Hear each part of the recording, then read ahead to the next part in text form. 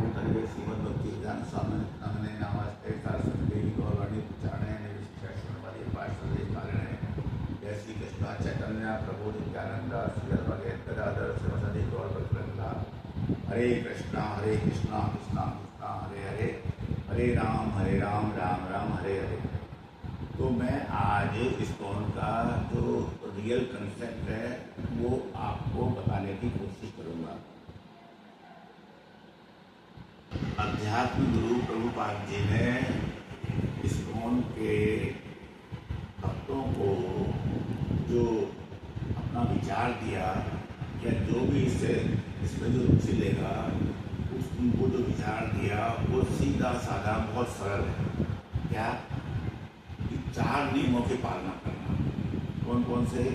नशा नहीं, जुआ नहीं, मांसाहार नहीं या विचार नहीं।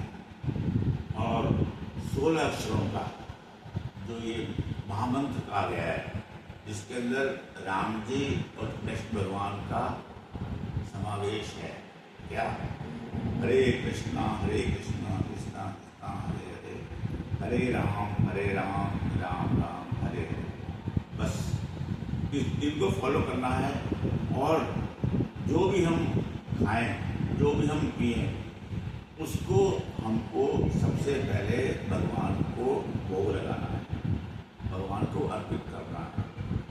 तो जब हम भगवान को प्रसाद अर्पित करेंगे, जो भी हमारी खाद्य सामग्री अर्पित करेंगे, तो भगवान उससे प्रसन्न होंगे और हमारा जो भी खान पान है वो टोटली भक्तमय आध्यात्मिक बन जाएगा। और जैसा कहते हैं जैसा अन्न वैसा मन, तो वो भगवान को लगा हुआ भोग बिल्कुल पवित्र होकर के और हमारे मन और मस्तिष्क में अच्छा प्रभाव डालेगा। अब ये चाहे किसी भी देश हो, किसी भी धर्म हो, सबके लिए ये सामान्य है। और जितने भी आज की बुराइयां हैं वो सब इन्हीं से उत्पन्न होती हैं, हुई है और हो रही हैं। तो इसमें किसी व्यक्ति विशेष, किसी धर्म, किसी जाति, किसी संस्था का कोई लेना देना नहीं है। ये बिल्कुल क्लियर कट है कि भगवान एक है, कृष्ण भगवान। और जो बुराइयां जहाँ से उत्पन्न होती हैं वो 4 ही बुराइयां हैं। और हमको इनसे अलग रहने के लिए क्या करना है? बोलना है। और इसकी हरे कृष्णा महामंत्र बोलना है। और इसकी शुरुआत एक से ही कर सकते हैं। जैसे हमने हमारे सारे काम जो भी हम करते आ रहे हैं वो करते रहें, उसमें किसी तरह का विघ्न डालने की जरूरत नहीं है। केवल हमको क्या करना है? एक बार 24 घंटे में हरे कृष्णा कृष्णा कृष्णा हरे हरे, हरे राम राम राम हरे हरे। तो ये जो महामंत्र है इसको हमको एक से शुरू करके और धीरे धीरे इसको हमको बढ़ाते बढ़ाते 16 माला तक इसको करना है। आप इसको अगर अपनाते हैं, इसको शुरू करते हैं, एक बार आप इसको शुरू करिए, उसके बाद आप देखिए कि इसका क्या प्रभाव होता है। हो सकता है कि शुरू में आपको इसमें रुचि नहीं हो, लेकिन एक बार इसको ये मान करके कि चलो हम एक बार ट्राई कर लेते हैं, ऐसे विचार धारा रख करके अगर हम इनको शुरू करते हैं कि 16 अक्षर का ये हरे कृष्ण महामंत्र बोलते हैं, 4 महापाप नहीं करते हैं और भोग लगा हुआ भगवान को भोग लगा हुआ प्रसाद देते हैं, यही पूरे इस्कॉन का मूल कंसेप्ट विचारधारा है। और ये विश्व के चारों तरफ, उत्तर दक्षिण पूर्व पश्चिम, सभी देशों में, सभी धर्मों में, सभी समाज में एप्लीकेबल है। इनके आधार पर ही अन्य नियमों की, सिद्धांतों की और जो है वो विचारधारा का जन्म हुआ है। अगर आप सबके मूल में जाओगे तो आपको यही चीज़ मिलेगी। और इसको आपने अपना लिया तो आप ये मान के चलिए कि धीरे धीरे आप में अध्यात्म का प्रभाव बढ़ रहा है और आपको अद्भुत मानसिक और शारीरिक शांति की अनुभूति होगी। तो अब मैं समझता हूँ कि आपको इस्कॉन का जो रियल कंसेप्ट है वो समझ में आ गया होगा, और जो भी आपके संपर्क में आए हैं जिनको इसके बारे में किसी तरह की जानकारी, तो जैसा कि 4 नियम बताए गए हैं इस्कॉन में, उसमें सबसे पहला नियम हम लेते हैं नशा। तो नशे के बारे में ये बताया गया है कि नशा अगर हम करेंगे तो हमारी जो बुद्धि है वो दूषित हो जाएगी। और बुद्धि 2 तरह की होती है, सद्बुद्धि और दुर्बुद्धि। तो नशा करने से, तो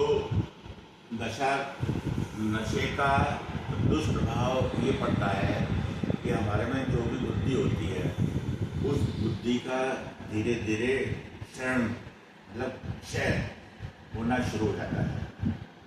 और कुबुद्धि मतलब हमारे बुद्धि पर नियंत्रण नहीं होना, हमारे मन पर नियंत्रण नहीं होना, हमारा अपने आप पर नियंत्रण नहीं होना, ये शुरू हो जाता है।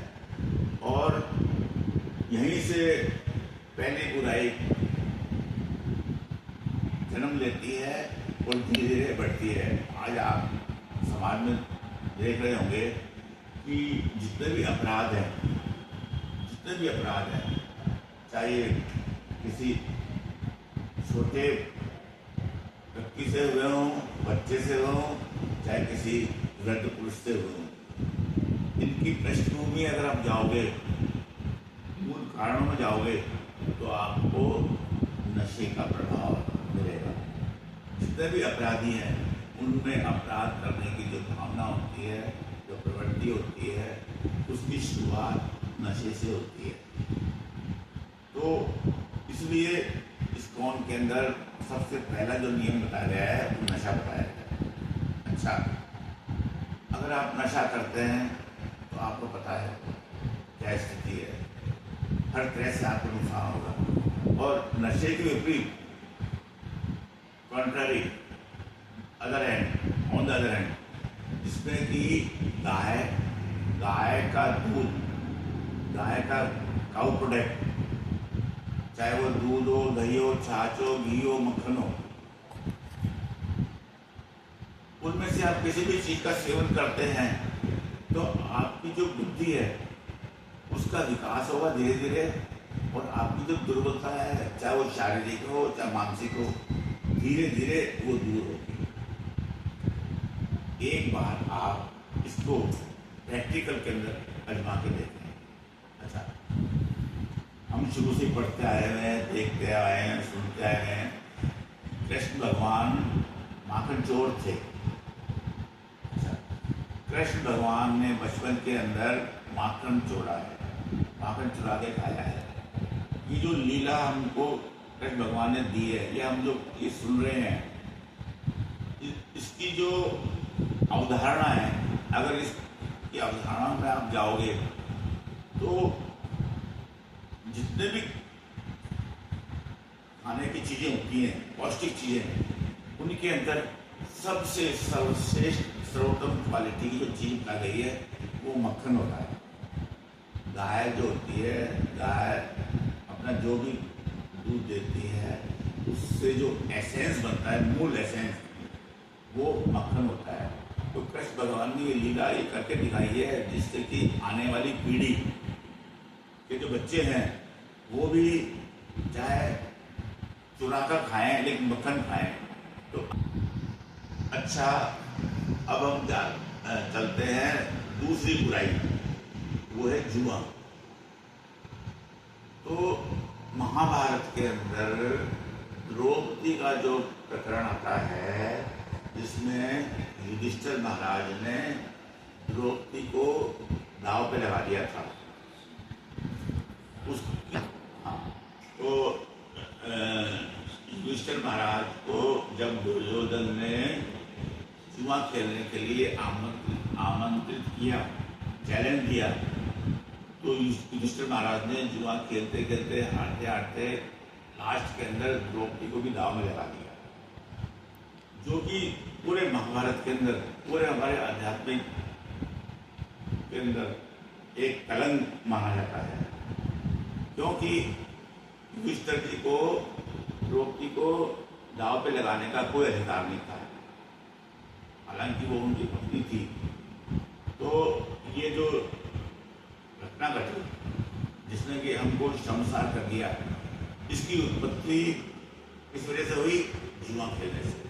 अगर जुआ नहीं खेलते तो चाहे दुर्योधन ने उनको चैलेंज करने के लिए आमंत्रित किया, लेकिन फिर भी उनको अपने विवेक से द्रौपदी को दाव नहीं लगाना चाहिए था। तो जुआ का सबसे ज़्यादा जो घृणित कार्य वह हुआ, वो हमारे सामने हमारे महाभारत के अंदर ये उदाहरण हमको मिलता है। तो अब हमको देखने को मिलता है कि जुआ जो है वो छोटे से छोटे और बड़े से बड़े, महान से महान, उसकी बुद्धि को भी दूषित कर देता है और उसको ऐसा अनर्गल कार्य करने के लिए मजबूर कर देता है। तो हमारे शास्त्रों में स्पिरिचुअल जो हमारा ज्ञान है, उससे हम हमारी मटेरियल जो प्रॉब्लम है उसका समाधान आसानी से कर सकते हैं। तो मेरा एक विचार था कि मैं ये सबके सामने रखूं कि spiritual solution of material problem. तो मटेरियल प्रॉब्लम जितने भी हैं उनका समाधान यही है कि जो लोग भी जुआ खेलते हैं, चाहे किसी भी रूप में, वो जुआ में खेल करके इस नियम को अपना करके और अपने अध्यात्म को आगे बढ़ाए, और उससे उनकी जितनी भी समस्याएं होंगी जो कि इसके फलस्वरूप होती हैं आज हमारे समाज के अंदर, परिवार के अंदर, चाहे निम्न वर्ग हो चाहे उच्च वर्ग हो, सभी में नशा और जुआ किसी न किसी रूप में व्याप्त है, और उनका सामाजिक और पारिवारिक जीवन वो इतना कुंठित हो गया है कि उस पर किसी का भी नियंत्रण नहीं हो पा रहा है। स्टोन ने जो तीसरा नियम बताया है वो बताया है मांसाहार। मांसाहार का सेवन कभी भी नहीं करना चाहिए। आप आज के टाइम में जितनी भी बीमारियां हैं, चाहे कैंसर हो, चाहे टीबी हो, चाहे बीपी हो, चाहे डायबिटीज हो, चाहे हार्ट हो, किसी भी तरह की बीमारी हो, उसमें उन लोगों का जो मांसाहार का प्रयोग करते हैं उनकी संख्या ज़्यादा होगी और बढ़ती जा रही है, और जो शुद्ध शाकाहारी हैं उनकी संख्या कम होगी, और जो शुद्ध शाकाहारी जीवन बिता रहे हैं उनकी संख्या कम होती जाएगी उत्तर, अगर वो इसको फॉलो करते हैं तो। क्योंकि जिस जीव को आप खा रहे हो उस जीव में कोई बीमारी है, उस जीव में कोई रोग है, उस जीव में कोई कीटाणु है, तो आप तो उसको नमक मिर्ची के साथ खा रहे हो, लेकिन वो आपके शरीर में जा रहा है। तो आपने प्रैक्टिकल में देखा होगा जो लोग मांसाहारी हैं, जो मांसाहारी को पसंद करते हैं, वो किसी न किसी जीव की हत्या करते हैं, और उस जीव की हत्या करके और उसका सेवन करते हैं, और उसका सेवन भी कैसे करते हैं, और तरह के उसमें मसाले, चटपटे मसाले डाल करके उसका सेवन करते हैं, जिसको खाने पर उस मूल जो मांस है उसका स्वाद तो आता नहीं है, कम आता है, और मसालों का स्वाद ज़्यादा आता है। तो वो इसी नियम को मैं यहाँ स्पष्ट करना चाहूँगा कि किसी भी जीव की हत्या करके उसका सेवन करना पाप है। अगले जन्म में आप भी वही जीव बनोगे और आपको भी वैसे ही काटा जाएगा और वैसे ही पका के खाया जाएगा। यह कोई काल्पनिक धारणा नहीं है, ये बिल्कुल सत्य और व्यवहारिक विचारधारा है। आजकल जितने भी हम समाज के अंदर पारिवारिक जीवन के अंदर जो बुराइयां देख रहे हैं, लोगों में शिक्षा बढ़ती जा रही है, लेकिन डाइवर्स की संख्या भी उसी गति से और बढ़ती जा रही है। अब हम जाते हैं चौथे नियम पर, या विचार। तो इस्कॉन के द्वारा जो चौथा नियम बताया है वो व्याभिचार बताया है। ये हमने देखा कि गोवा के अंदर बीच पे अधिकतर या कई स्त्रियां स्नान कर रही थी और उनका पहनावा भी ऐशोभनीय था और उनके साथ में छोटे बच्चे भी थे, बच्चियां भी थी, बड़े पुरुष भी थे, स्त्रियां भी थी। तो बड़े फूहड़पन से, अश्लीलता से वो लोग इस तरह की समुद्र में गतिविधि कर रहे थे, जिससे कि उनके अलावा और जो वर्ग के लोग हैं वो बड़े अपने आप को असहज महसूस कर रहे थे। और यहीं से तो हमने देखा कि लगभग 50 ईयर्स से ओवर 50 ईयर्स की जो युवतियाँ थी या स्त्रियाँ जो थी, वो एक बहुत बेढंगे तरीके से स्नान करने की गतिविधियाँ कर रही थी। तो उनको देख करके जो अन्य वर्ग के जो बच्चे बच्ची थे वो अपने आप को असहज महसूस कर रहे थे।